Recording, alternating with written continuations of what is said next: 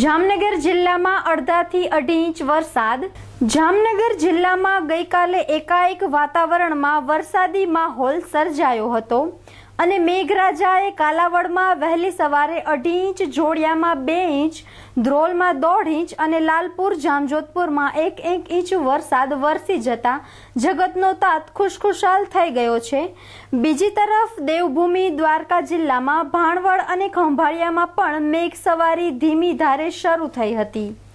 મેઘરાજાએ વિરામ બાદ આજ વહેલી સવારથી જામનગર શહેર, જિલ્લા તથા દેવભૂમિ દ્વારકાના ખંભાળિયા, ભાણવડમાં આગમન થતા શહેરીજનોમાં તેમજ ખેડૂતોમાં ખુશીની લાગણી વ્યક્ત થઈ હતી અને વરસાદી માહોલમાં શહેરીજનોએ ગરમીમાંથી રાહત અનુભવી હતી।